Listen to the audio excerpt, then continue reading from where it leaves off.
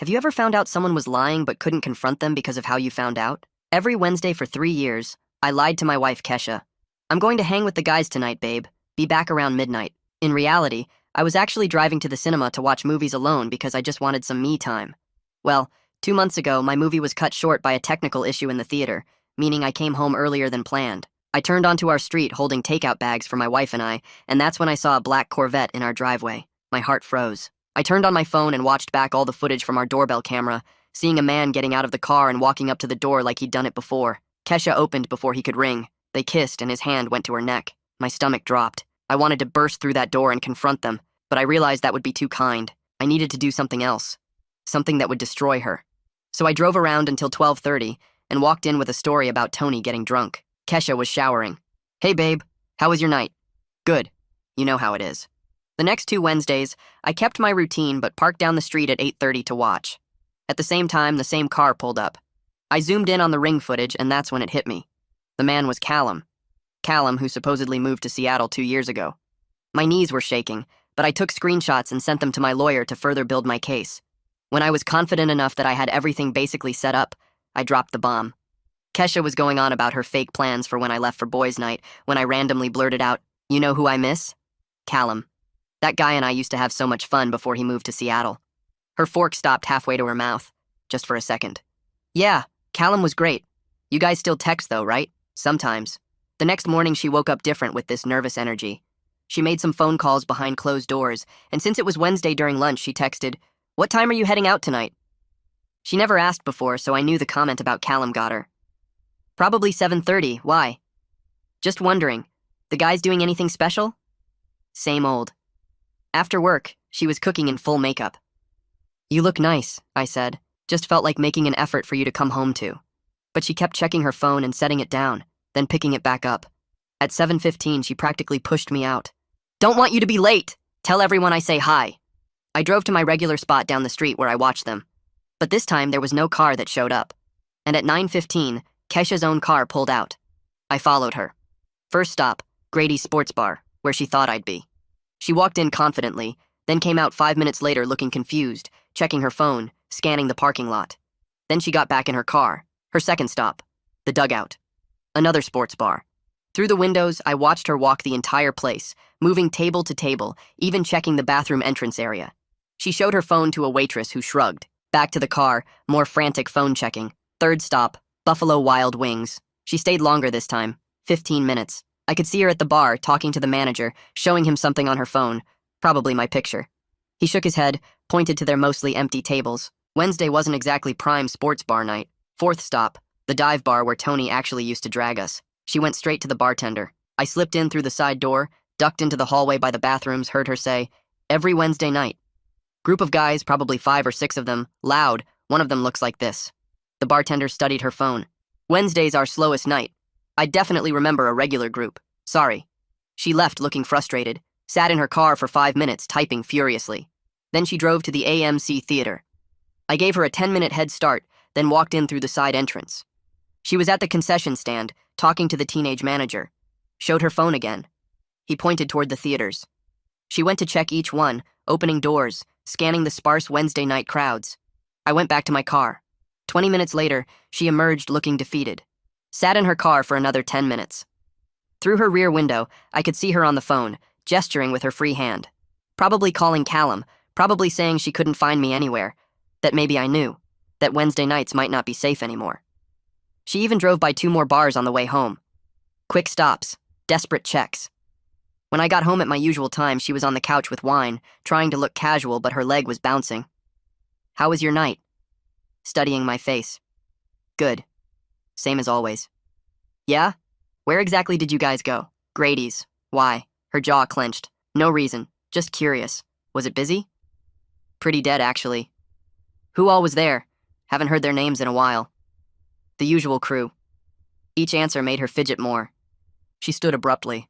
"I'm tired. It's been 2 hours. I could hear her upstairs on the phone, voice low but urgent, probably with Callum, probably trying to figure out if I know, if Wednesday nights are blown, if mentioning his name was a message. The next day, I was ready to confront her. I came downstairs and found Kesha already at the kitchen table with her coffee, scrolling through her phone with dark circles under her eyes. I poured myself a cup and sat down across from her, watching her thumb move faster across the screen. "Who were you calling last night?" I asked, keeping my voice calm and steady. Her hand froze and the mug stopped halfway to her lips, coffee steam curling between us. She set it down carefully and forced a laugh that came out too high. "Just work stuff. You know how it is with the quarterly reports coming up." Her eyes wouldn't meet mine, and she picked up her phone again, but I could see her hands shaking slightly. I reached into my pocket and pulled out my own phone, already open to the screenshot I'd saved weeks ago from our Ring doorbell footage. The image showed Callum walking up our driveway in perfect clarity, his face unmistakable in the porch light.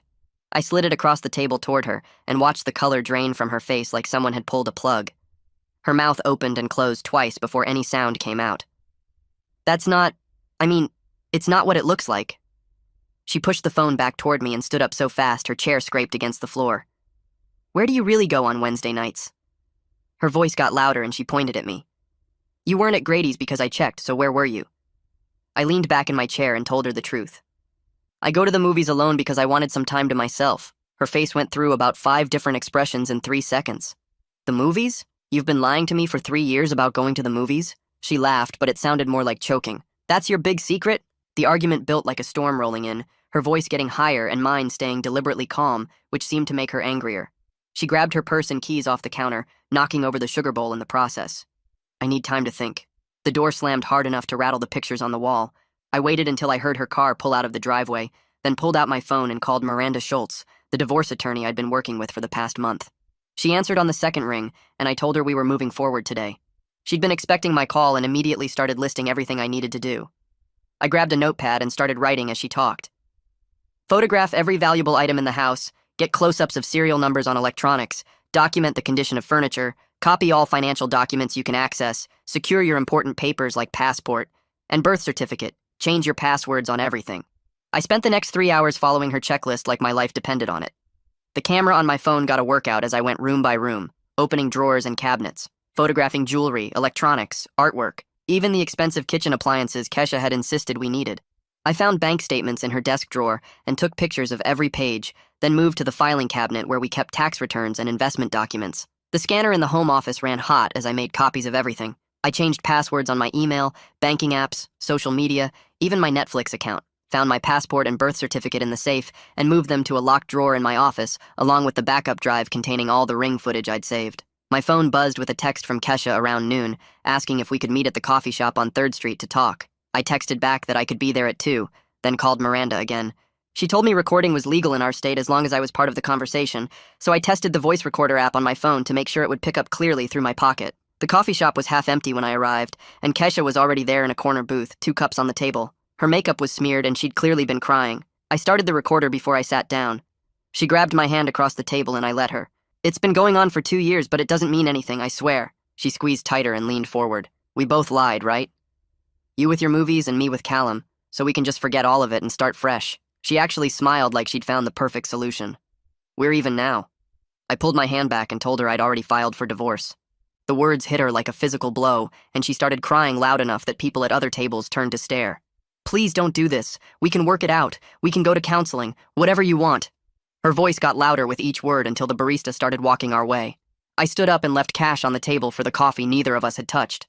She followed me to the parking lot, still begging, but I got in my car and drove away while she stood there in the rain that had just started falling.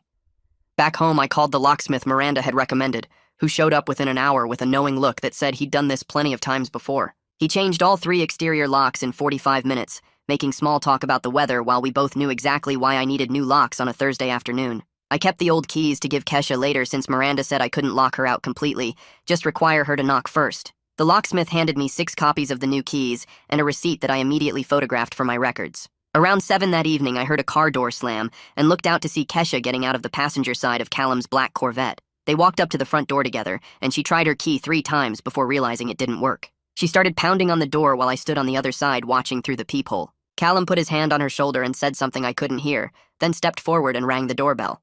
I made sure my phone was recording through the Ring app before I answered through the speaker. "What do you want?" Callum cleared his throat and I could see him looking directly at the camera. "Hey man, I just wanted to say I'm sorry about everything. I know I betrayed our friendship and I feel terrible about it." His voice sounded rehearsed like he'd practiced this speech in the car. "I know there's nothing I can say to make it right, but I wanted you to know I'm sorry." Kesha pushed him aside and leaned toward the camera. Just let us in so we can talk about this like adults. I told them both that all communication needed to go through lawyers from now on, and watched them stand there for another minute before walking back to his car. Kesha stood frozen for about 10 seconds before she pushed past Callum and started banging on the door with her fist. I watched through the peephole as she dug through her purse and tried her key again like maybe the first 3 tries were wrong. She turned to Callum and said something I couldn't hear, but her hands were waving around and pointing at the house. He touched her arm, and she jerked away from him and went back to pounding on the door. I walked upstairs and started gathering some of her clothes from the dresser while I could hear her yelling my name from outside. After about 5 minutes, the pounding stopped, and I looked out the bedroom window to see them both sitting in his car with the engine running. 20 minutes later, she came back alone with a gym bag and rang the doorbell. I told her through the speaker she had 15 minutes to grab what she needed. She used her old key to try the lock one more time before asking me to open it. I unlocked it and stepped back into the kitchen while she rushed upstairs. I could hear drawers slamming and hangers scraping across the closet rod. She came down with the bag stuffed full and 2 armloads of work clothes still on hangers. She looked at me standing by the kitchen counter, but didn't say anything, and went back up for another load. 3 trips total, and then she stood by the door looking at me. Her mouth opened like she wanted to say something, but she just shook her head and left. 2 days later, my phone rang while I was making breakfast, and Tony's name showed up. He asked if I wanted to grab a beer for real this time, because he'd heard from his cousin that Kesha and I were having problems. I met him at the dive bar he actually went to and sat in a booth in the back corner. He ordered us both beers and waited until the waitress walked away before asking what was going on. I told him about the Wednesday movies first, and he started laughing until he saw my face. Then I told him about Kesha and Callum. His beer stopped halfway to his mouth, and he set it down hard enough that foam sloshed over the edge. He asked how long I'd known, and when I said 2 months, his eyes got wide. I explained about following her that Wednesday night to all the bars, and he shook his head and said he'd noticed I never seemed drunk when I claimed we'd been drinking all night. He told me I could crash in his spare room if I needed to get out of the house for a while. The offer hit me harder than I expected, and I had to look away for a second. We stayed until the bar closed, and he drove me home since I'd had too many beers to drive myself. The next morning, Miranda called while I was in the shower and left a voicemail saying she had great news. I called her back, and she said the ring footage combined with Callum's recorded admission through the doorbell gave us an incredibly strong case. She'd already filed all the paperwork, and Kesha should get served within 48 hours. She also gave me the name of a private investigator she'd worked with before named Elias Burnett, who specialized in documenting infidelity. I called him that afternoon, and he came to my house the next day. He was in his 50s with gray hair and looked like he'd been a cop, which turned out to be true. He'd retired after 25 years and started doing PI work mostly for divorce cases. I showed him the ring footage and gave him Kesha and Callum's information. He took notes in a small notebook and said he'd start surveillance immediately. 3 days later, he called with his first update. He'd followed Kesha to a Marriott downtown during her lunch break, where she met Callum in the lobby. They went up to room 412 and stayed for an hour before leaving separately. He had photos of them entering and leaving with timestamps. He'd also discovered they'd been meeting there every Tuesday and Thursday for at least 6 weeks, based on his conversation with the desk clerk who recognized their photos. The scope of it hit me hard because I'd been focused on Wednesdays, but this was happening multiple times a week. Elias said he'd keep documenting and would have a full report for Miranda by the end of the week. I hung up and made an appointment with a therapist Miranda had suggested named Kira Waters, who specialized in betrayal trauma. Her office was in a small building near the hospital, and I sat in the waiting room filling out paperwork about my mental health history. Kira was younger than I expected, with short brown hair and glasses. She had me sit on a leather couch while she sat in a chair across from me with a notepad. I started telling her about the Wednesday movies, and she asked how long I'd felt like I needed that time alone. When I really thought about it, I realized it had started around the same time Kesha began working longer hours, and we'd stopped doing things together on weekends. Kira helped me see that the movies weren't the problem, but a symptom of already feeling disconnected from my wife. We talked for the full hour, and I scheduled another appointment for the next week. 2 days later, I was at work when my phone buzzed with a call from Kesha. I let it go to voicemail and listened to it in my car at lunch. She was screaming about being humiliated because a process server had walked into her office in front of all her coworkers and handed her divorce papers. She called me every name she could think of and said I was going to regret this. I forwarded the voicemail to Miranda without responding. Miranda called me an hour later and said we needed to deal with the joint bank accounts immediately. She walked me through the process of legally separating my portion of the funds. I went to the bank that afternoon and moved exactly half of our savings and checking into a new account in just my name. I left Kesha her half, but protected mine from any revenge spending she might try. The bank manager said this happened more than people realized and made sure all the paperwork was correct. A week later, Elias sent me an email with attachments that made my stomach turn. He'd followed Kesha and Callum to a jewelry store where he got photos of them looking at rings together. There were 3 pictures of Callum holding Kesha's hand while she tried on what looked like engagement rings. The timestamp showed this was just 10 days after she'd been served with divorce papers. The speed of it stung more than I expected, because we'd been married 12 years, and she was already shopping for replacement rings. 3 days after getting those ring photos, Miranda called me at work saying Keisha's lawyer had sent over a counter-proposal that was basically comedy gold. I put her on speaker in my car during lunch while she read parts of it out loud, trying not to laugh at how they claimed I'd abandoned the marriage first by lying about Wednesday nights for 3 years. Miranda said she'd already drafted a response pointing out that watching movies alone wasn't exactly the same as having an affair with someone who supposedly lived in Seattle. She told me not to worry about it because no judge would see those as equal, and hung up to file her response. That afternoon, I had to go back to the house while Kesha was at work to start dividing our stuff for the property settlement Miranda needed. I grabbed boxes from the garage and started in the living room, putting sticky notes on everything marking mine, hers, or joint property that we'd need to sell. The TV was mine since I'd bought it before we met, but the couch was joint since we'd picked it out together for our first anniversary. I worked through each room methodically, trying not to think too much about the memories attached to everything. The bedroom closet was the worst part, because that's where I found our wedding album shoved behind some old winter coats. I sat on the floor flipping through pages of us looking so happy and young, not knowing that 12 years later she'd be trying on engagement rings with my former friend while we were still legally married. I put the album in the joint property pile and kept working through boxes of old photos and cards we'd saved over the years. My next therapy appointment with Kira was 2 days later, and I spent most of the hour talking about these revenge fantasies I kept having. I told her about imagining myself showing up at Callum's work with all the evidence, or posting everything on social media, or sending the ring shopping photos to Keisha's parents. Kira listened without judging, but reminded me that the best revenge would be moving forward and building a better life without Kesha. She said holding on to anger would only hurt me in the long run, and that focusing on practical next steps would be more helpful than fantasy scenarios. We worked on some breathing exercises to use when the anger got too intense and scheduled another session for the following week. 4 nights later, I was watching TV in my apartment when I heard pounding on the door around 11:30. Through the peephole, I could see Kesha swaying on her feet, mascara running down her face, banging with both fists and yelling about throwing away 12 years together. I didn't open the door but grabbed my phone and called 911, telling them my soon-to-be ex-wife was drunk at my door and I was concerned about her safety. The dispatcher said they'd send officers for a wellness check and told me to stay inside. 2 cops showed up within 10 minutes, and I watched through the window as they talked to Kesha, who was gesturing wildly and crying.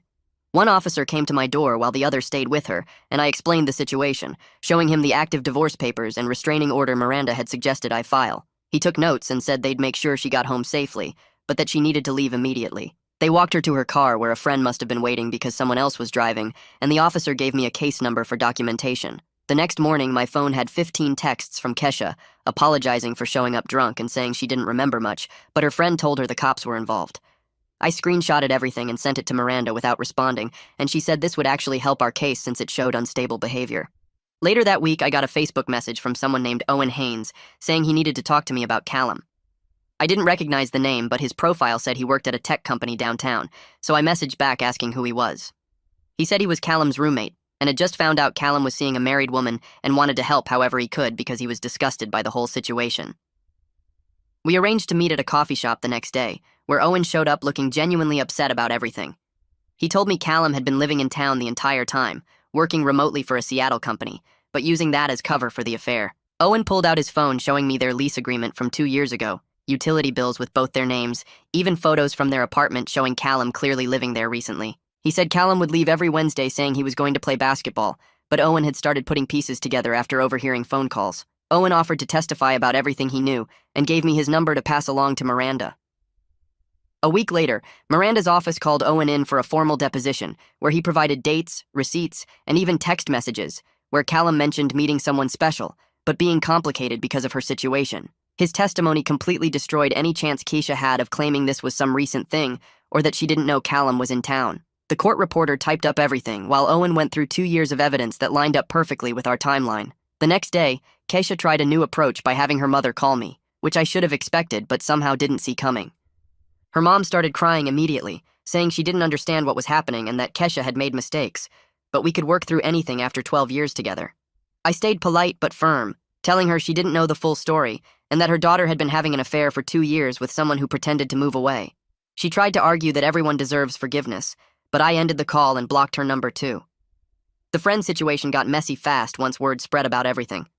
Some people who I thought would support me said I was overreacting and should give Kesha another chance, while others were completely shocked and cut her off immediately. A few tried to stay neutral, inviting both of us to different events or saying they didn't want to choose sides, which honestly felt worse than picking her. When people started asking me directly what happened, I stopped making up stories and just told them the truth about my Wednesday nights at the movies. Most of them laughed and said they understood needing alone time, which made Kesha look even worse for cheating over something so small. My neighbor said his wife goes to yoga 3 nights a week just to have her own space and nobody thinks that's weird. My cousin admitted he tells his family he's working late sometimes when he's really just sitting in his car listening to music. Everyone had their own version of needing time alone, except none of them used it to have an affair for 2 years. Elias called me while I was at work saying he had something important to show me. I met him at a coffee shop where he pulled out his laptop and showed me screenshots from a real estate website. There were saved searches under an account that traced back to Kesha's email, all for 2-bedroom apartments in the nice part of town. The search history went back 3 weeks and showed they'd already scheduled 4 different viewings. One listing had notes about good school districts, which made my stomach turn since we never had kids. Elias had photos too of Kesha and Callum walking into apartment buildings with a woman in a blazer who was clearly a realtor. They were holding hands in one photo, and in another, Callum had his arm around her waist while they looked at floor plans. The timestamps showed these viewings happened during her supposed work meetings. Miranda called that afternoon to schedule prep for our first mediation session next week. She had me come to her office where she spread out all our evidence across the conference table: bank statements, ring footage screenshots, Owen's deposition transcript, the new apartment hunting photos from Elias. She walked me through what would happen step by step, how the mediator would try to keep things civil, but Kesha would probably cry and play victim. Miranda practiced questions with me for 2 hours, teaching me to answer without getting emotional or defensive. She showed me how to sit, where to look, how to keep my hands still on the table. The mediation happened at a neutral office building downtown. Kesha showed up in a black dress looking like she was going to a funeral. The mediator was an older woman who started by explaining the rules and goals. We sat at opposite ends of a long table with our lawyers beside us. 20 minutes in, Kesha started crying when we discussed splitting the house. She kept saying she never meant for things to go this far, looking at me instead of the mediator. Her lawyer had to remind her 3 times to address the mediator, not me. When we got to retirement accounts, she completely broke down and had to leave the room. The mediator called a 15-minute break, but kept the clock running on our paid time. Kesha came back with red eyes and shaky hands, trying to argue she should keep her full retirement since she'd been contributing longer. Miranda pulled out the folder with the apartment hunting evidence. She laid out each photo one by one on the table, explaining how Kesha was actively planning a future with another man while claiming she wanted to work on our marriage. The mediator studied the photos and made notes on her pad. Kesha's lawyer tried to argue the photos didn't prove anything, but the mediator cut him off, saying it showed bad faith negotiation. She wrote something lengthy in her notes and underlined it twice. That night was Wednesday, and I actually went to the movies for real. I bought a ticket for the 7:30 showing and got my usual popcorn and soda. The theater was pretty empty like always on Wednesdays. I sat in my regular seat in the back row and watched the whole movie without checking my phone once. It felt different sitting there knowing I didn't have to lie about it anymore. After the movie, I sat in my car in the parking lot for a few minutes. My phone buzzed with a text from Kesha saying she missed her best friend and asking if we could talk without the lawyers getting involved. She said she knew I was hurting, but we'd been together 12 years, and that had to count for something. I took a screenshot of the message and forwarded it to Miranda without typing anything back. Miranda replied within 5 minutes saying good job and to keep ignoring direct contact. The second mediation session was scheduled for the following week. Kesha showed up looking more put together this time, clearly coached by her lawyer to stay calm. She kept her hands folded and spoke only when asked direct questions. We made progress on dividing the furniture and personal items. She wanted the dining room set her parents gave us, and I didn't fight it. I asked for the home theater system, and she agreed. We went through everything room by room, making lists of who got what. The house sale came up again, and this time we agreed to list it at market value and split the proceeds after paying off the mortgage. Her lawyer pushed for her to stay in the house until it sold, but Miranda shut that down fast. I started looking at apartments online that night. Found a nice 1-bedroom place closer to my office with a gym and covered parking. The rent was less than half our mortgage payment. I scheduled 3 viewings for the weekend and drove by each building after work to check out the neighborhoods. One was above a coffee shop, which seemed perfect for Saturday mornings. Another had a view of the park where people were always jogging or walking dogs. The third was in a quieter area with tree-lined streets and looked peaceful. Kira and I met for our regular session where we talked about the holidays coming up. Thanksgiving was in 3 weeks and Christmas right after, times when Kesha and I always hosted both our families. Kira helped me write scripts for telling relatives about the divorce and setting boundaries about not discussing it at gatherings. We practiced saying no to family members who might try to push us back together or take sides. She suggested I make my own plans this year, maybe travel or volunteer somewhere instead of dealing with family drama. 2 days later, Miranda called with news that made my jaw drop. Kesha's lawyer sent a proposal where she wanted to buy out my half of the house so she and Callum could move in together. The pure nerve of it made me pace around my living room for 10 minutes before I could even respond. Miranda stayed quiet on the phone while I processed the idea of Callum sleeping in what used to be my bed. She finally said we should think about it if they offered the right price, since it would save us listing fees and waiting for buyers. I told her I needed time to think, but honestly, the thought of them playing house in our home made me sick. That night, I couldn't sleep and kept picturing them repainting the walls and putting up new pictures where our wedding photos used to hang. The next morning, Miranda called back saying they bumped up their offer to $20,000 over market value. My hands shook as I did the math on what that would mean for my fresh start. It was more money than I expected and would give me enough for a nice down payment somewhere else plus a safety net. Miranda said they seemed desperate to close fast, which gave us leverage to push for even more. After 3 days of back and forth, they agreed to $35,000 over market, which was almost stupid money, but Callum apparently had family money to throw around. I signed the papers at Miranda's office, feeling weird about profiting from their affair, but also knowing I deserved every penny after what they put me through. The final mediation session happened the following week in a boring conference room that smelled like old coffee.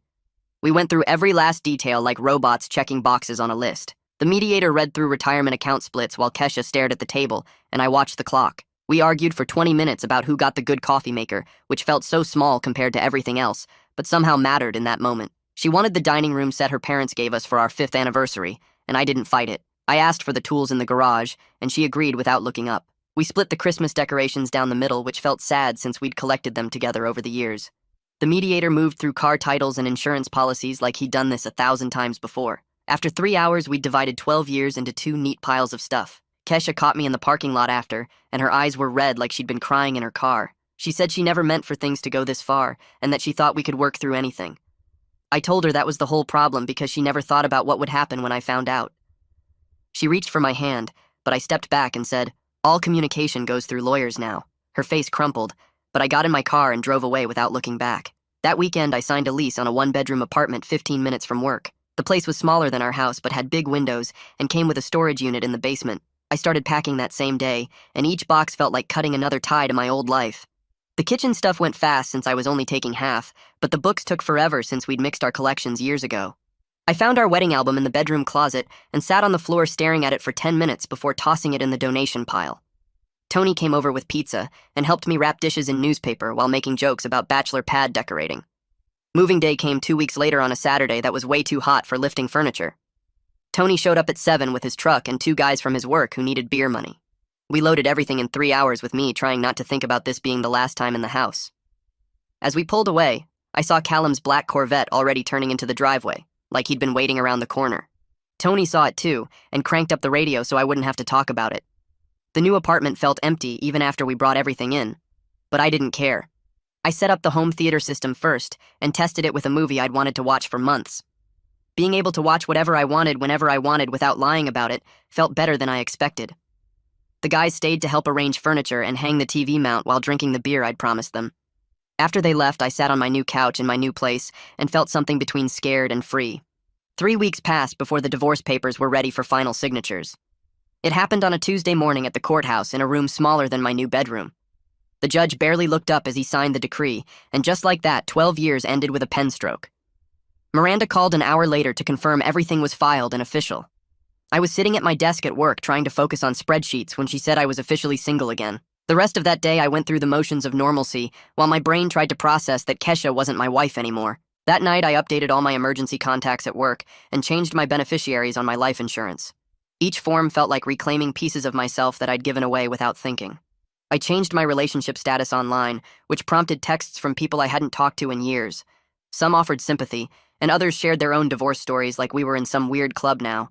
I spent an hour updating billing addresses and removing Kesha from shared accounts we'd forgotten about. Even changing my Netflix password felt like a tiny victory in taking back control. 2 days later, I had my session with Kira, where everything I'd been holding back came pouring out. She let me talk for 20 minutes straight about trust, and how I wasn't sure I'd ever let anyone close enough to hurt me again. We worked through why I'd hidden my movie nights in the first place, and how that connected to deeper fears about being seen as weak for needing alone time. Kira helped me see that the right person wouldn't make me feel bad about needing space to recharge. By the end of the session, I could imagine maybe dating again someday, if I found someone who understood that independence didn't mean I cared less. She gave me homework to write down what I actually wanted in a partner, instead of what I thought I should want. Walking out of her office, I felt lighter than I had in months. 3 weeks later, Tony called me while I was assembling new bookshelf in my apartment and asked if I wanted to meet someone. His cousin had a friend from work who was single, and Tony thought we might hit it off. I wasn't ready but agreed anyway because Tony had been checking on me every few days since the divorce. The blind date happened at an Italian place downtown, where the woman kept asking about my hobbies and I kept forgetting to eat my pasta.